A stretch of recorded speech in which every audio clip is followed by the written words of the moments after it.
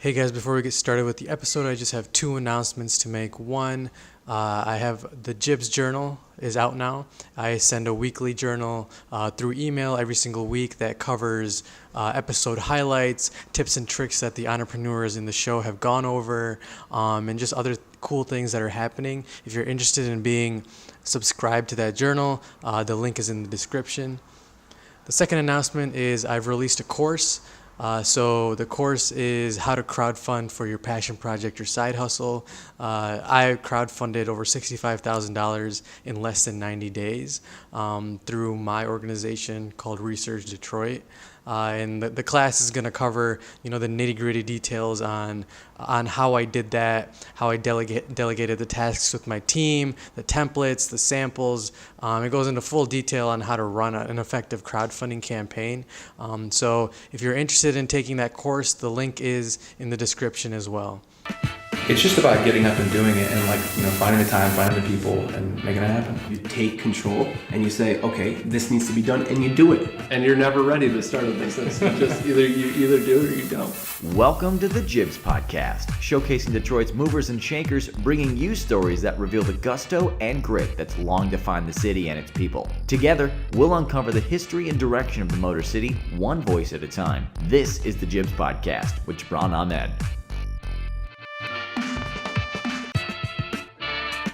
What's up, everybody? Welcome to episode 27 of the Jibs Podcast. I am here with the co-founders of Rebel Nell, Amy and Diane. How are you guys doing today? Good, how are you? I'm good. I'm a little bit tired. So let's get right into it. What is Rebel Nell? Rebel Nell is a social enterprise that exists here in Detroit in Pony Ride for the sole purpose of providing employment to women who are transitioning out of homelessness. And how we do that is we create jewelry from graffiti once it falls off the walls in the city, and we're able to repurpose it into works of wearable art that are then sold, and all the proceeds from that go to providing their supportive services, a livable wage, financial literacy, business education, life wellness, so on and so forth, and then with the end goal being that we are able to transition them within about 2 years of working with us into the traditional workforce. And how did that idea come about? Well, the idea really came about, I was living right next door to the shelter for many years and was walking my dog and having conversations with the residents. And what I learned from them was that these were incredible women who left challenging situations in search of a better opportunity, not only for themselves, but for their families. And I was inspired by them, by their journeys, the sacrifices they were making, and realized that they needed an opportunity in life. And then Diana and I collectively came up with this concept of, first we were going to go in and teach just like budgeting classes, and then we thought, well, what if we could teach a woman to fish? What does that look like? I don't think either one of us knew about a social enterprise, never even heard that was a thing. This was just a concept we had that really evolved from being neighbors and being, she lived right around the corner from the shelter as well, and so that was really the genesis of it, was how do we come up with a product that we can sell so it would provide employment and also all the wraparound services. Yeah, so, you guys cover a lot of different things as far as training some of the women that you're housing or that are in the company. But how did that start? Did it start with training programs, or what did it look like in the beginning? In the beginning, it was very much just Amy and myself and our now husbands that were really making product and prototyping. We did that for about 6 months, and the whole time we had the intention of eventually getting to a point where we could bring on team members. But we had to hone our craft and develop the product first, since that's how we were going to sustain our business. Yeah. So let's talk about the product. How do you learn to do something like that? I think that's a beautiful part of what we've created, is we designed it with the intent of it being pretty teachable. And that's something I know that we worked on during that 6-month period when we were prototyping, is how do we make something that, yes, is really beautiful and quality, but also won't be overly challenging to a woman that we hire who doesn't have the skill set. So we're able to give them a lot of creative freedom and a lot of input with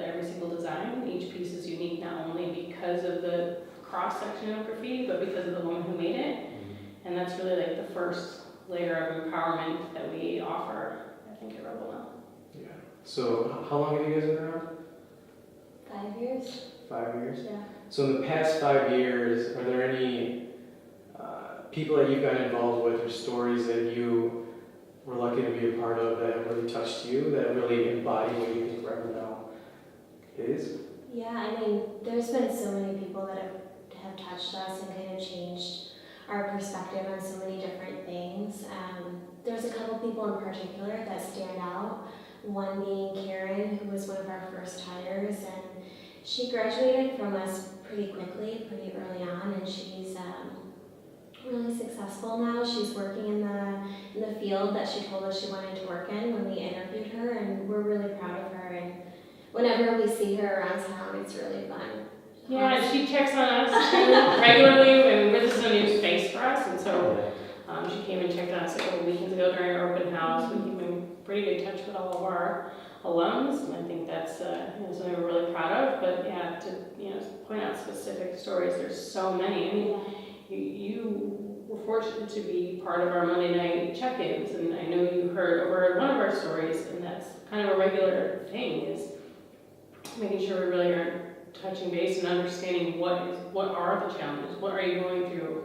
I mean, we know like the 30,000-foot view of these challenges, but what does it really look like? And so you saw a glimpse of that tonight, and I don't want to like specify her name specifically because I know what she said was pretty personal, but those are real struggles that she's facing, and put your kids at risk because the housing opportunities aren't there in the city.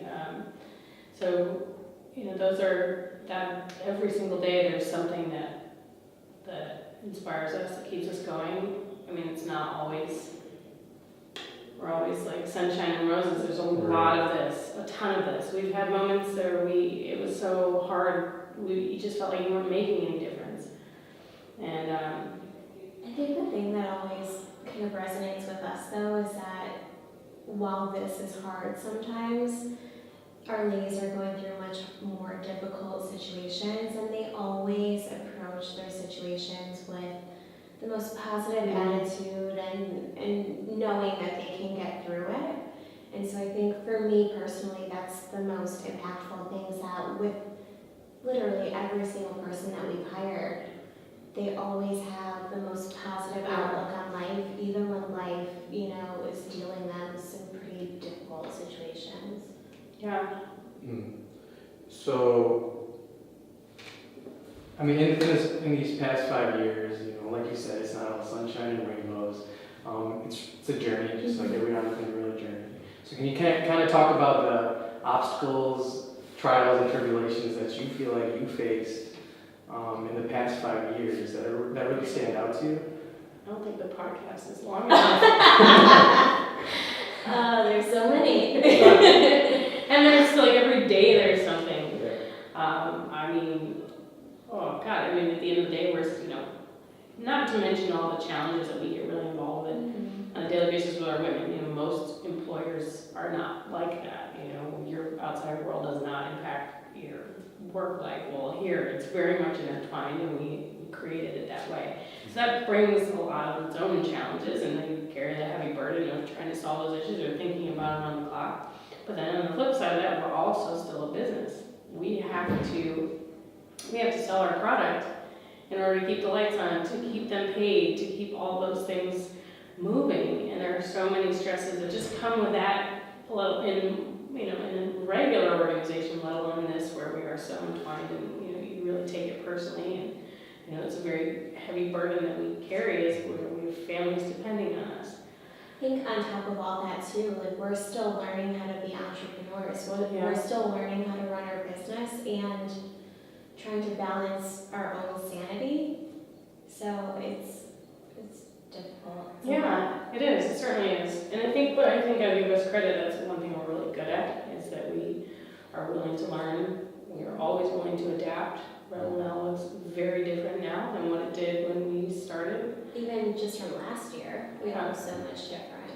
6 months ago, and we're always evolving, and we're very open to it, and we grow. And I think the other thing that I'm beyond proud of, and I know I can speak for both of us when I say this, is we have one hell of a team.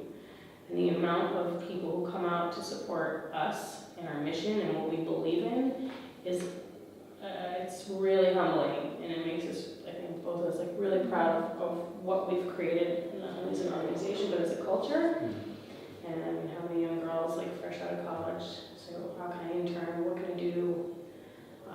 That means a lot, and it makes me happy for this And next the fact generation. that they never leave. And then we have them. Yeah, that's true too. That's true too. I think everybody who works for us started out as an intern. Yeah.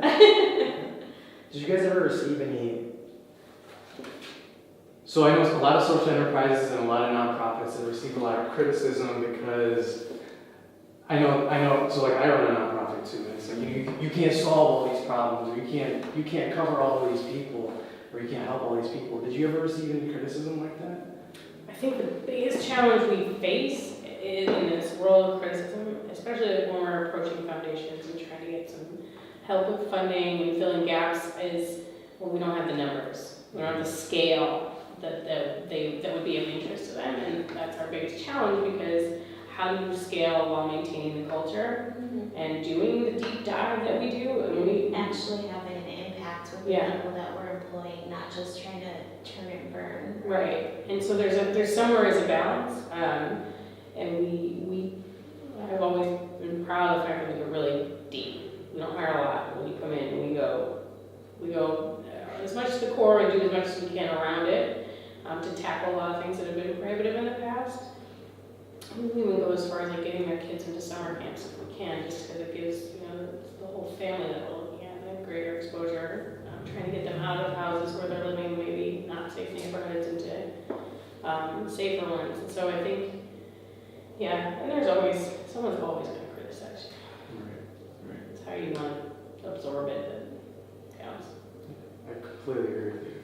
I think, like you mentioned, I was listening, and I think it's really cool to be able to see a company that creates a culture of like inclusivity and such openness with their coworkers. And I mean, really, at the end of the day, they kind of create like a family, I feel like, right? So, how have you created that culture, and how do you, like, what kind of challenges do you feel like there are to maintain that culture? As far as creation, I think that's just naturally who we are and who we attract and bring on board. People who are just very inclusive, who are inquisitive of like what's going on in each other's lives, and just generally supportive. And so I think the way that culture formed kind of came naturally for us. It was just an extension of the personalities that we brought on board. I also think that, I think we, two of us at the top, want that in life. Like, we also maybe come from backgrounds or jobs where there wasn't the opportunity. We saw the flaws there.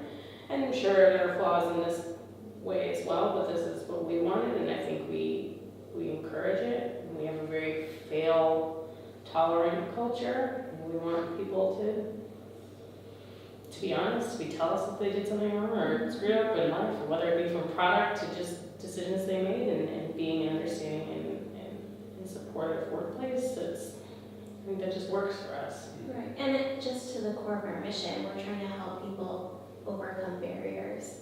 How do we do that if we don't know what those barriers are and we're not supportive? Yeah. So let's move a little bit to advices that you guys might have for people that want to start their own social enterprise or their own company. What kind of advice would you give to somebody like that? Surround yourself with supportive people. Mm-hmm.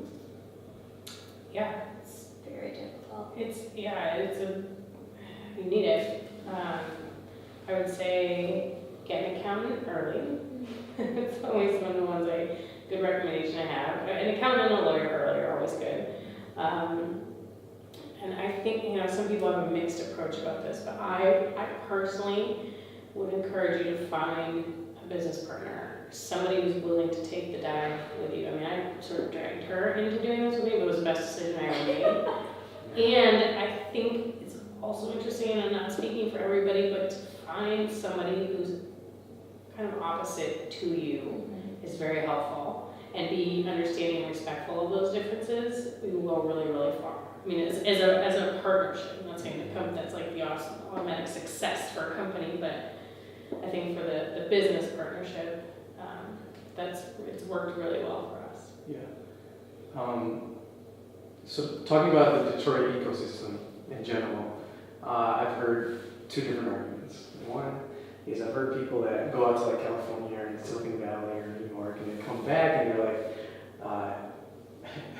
like, oh, I try to access the gatekeepers of the city, but people are really protective here about the things that they do. And if you're trying to do anything similar to them, and they don't want to help you out. The other point of view is Detroit's very open. Their people are very open, and anything you want to do here, the ecosystem is there to support you in what you want to do. If you want to talk to somebody, if you want to talk to founders of companies, they're pretty open to wanting to have a conversation with you. So what have you guys found to be true? I think for me, it's certainly the latter. I think Detroit's been very supportive and welcoming, and everybody I've reached out to, I said, can I please pick your brain, has been very receptive and allowed me to take them to coffee. So, and I hope that we do the same. I don't know if it's dependent, like your scenario on different industries, Yeah, that's but a good I point. think for the industry we're in, social enterprise, there's so many issues to overcome in Detroit, and so I think, what people have given to us and what we hope to give back in return is just that more supportive environment, and we're happy to share what we've learned because we realize that we can't solve all of the issues even in this one area that we're trying to work on, and so the more people that we can kind of educate on what we've learned, I think the better. Yeah, and if we are in a place where we're shut down because we have no one left to hire in the city, that would probably be the best. I mean, no company ever wants to say that, but that would literally be the best problem the world has. Yeah. So I hope we get there. That would mean good things, right? Yeah. So, yeah, I don't think anyone's been... I agree with you wholeheartedly, though, on the industry. Yeah, I don't know if it's what it's like coming in for a tech company. I have no idea. Yeah, I'm not sure either. But I do know, because I was at the Gus Awards for the Geographic Global thing, and a lot of these companies, like you guys that won an award, like I've known about these people for a long time, but it's really cool to just see everybody in one place and see how supportive and open everybody is to just talking, which is cool. Okay, so do you guys have a favorite failure of yours in the past 5 years? There's so many. Mm-hmm. Favorite failure. I mean, I know I brought it up with the accountants again, but that was like I learned so much from that. We launched with an Indiegogo campaign, and we raised $25,000, and we were so dumb the way we did it, in the sense that I did it, like, we launched it right in September, right towards the end of the year. We just had hired our first round of employees in December, so we didn't have any expenses really to offset that. So we got a huge tax bill for all this great money we had raised, and so that was a lesson learned. Like, I should have talked to an accountant or somebody about that ahead of time to figure out the best way to do that. But other than that, I think, I don't know if it's part of a learning curve, right? I think also, like, especially serving the population we do, how do you keep yourself from taking it all in, like taking it all on, carrying it home with you, and getting so overwhelmed with the problem is a really, I mean, I think of our earlier days when we couldn't barely function. At least I know I had a hard time separating and was constantly on the phone, like trying night and day to solve the problems, and it was really taxing. And knowing that you're doing as much as you can and being comfortable with that when you go home, and also recognizing you've got family and an extension, like that they need you too, they need you to be present. So learning how to separate, I think was a good failure to have. I think my favorite failure was the entire year of 2016. Mm-hmm. We had a really difficult financially, emotionally, mentally, everything that you can imagine. We had difficult employees that we had to kind of figure out, how do we want to structure our business so that way we can be more supportive of employees when they're in situations that we dealt with in that year. I think that, like Amy was saying, we didn't have the balance that we needed between work and our own personal lives that year, and just a handful of other things that kind of went down in that year was really a learning opportunity for us. And we came this close to shutting it down, and we didn't.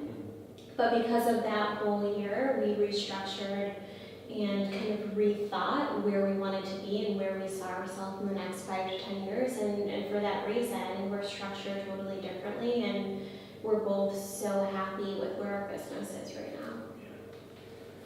Just 2 more questions. Yeah. How did each one of you individually stay productive? How have you grown in the past 5 years? Like you said, you're running around, you didn't know how to separate work from life. So how did you learn to do that, and now how do you stay productive, efficient? I'm wired like a crazy person. I think I don't have a hard time being motivated and productive, especially if I'm in like a happy zone, which I am. In fact, I'm actually coming on board full time. So even in the past 5 years, neither one of us have had the opportunity to do it. And I'm gonna do it in August. So I'm even kicking it into like turbo gear, and I think everyone is like, what is happening?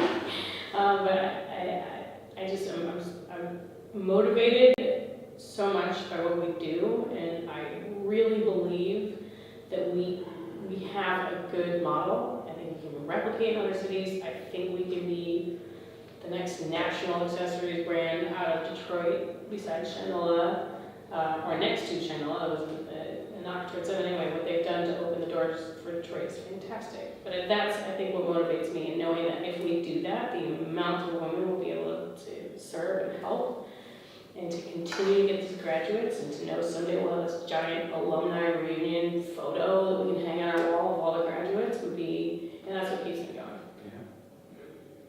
She keeps me going. That's probably true. Probably accurate. Cool. Well, the question I'd like to end on is, for each one of you, what makes Detroit so special? The people. Yeah, me too. Mm-hmm. Yeah. There's so many great people here from so many different backgrounds, and I think that when you allow yourself the opportunity to get to know people who don't look like you, don't act like you, don't come from the same place as you, that it really opens your mind and opens your heart and changes you in ways you never thought you would. 100%. I'm an absolutely different person than I was 12 years ago when I first came here. Because of the people. Absolutely. Cool. For people watching or people listening, where can they find you if they want to connect with you? RebelNell.com. All right, cool. Well, ladies, I appreciate you taking the time to talk with me. And for all of you, until next time, stay tuned.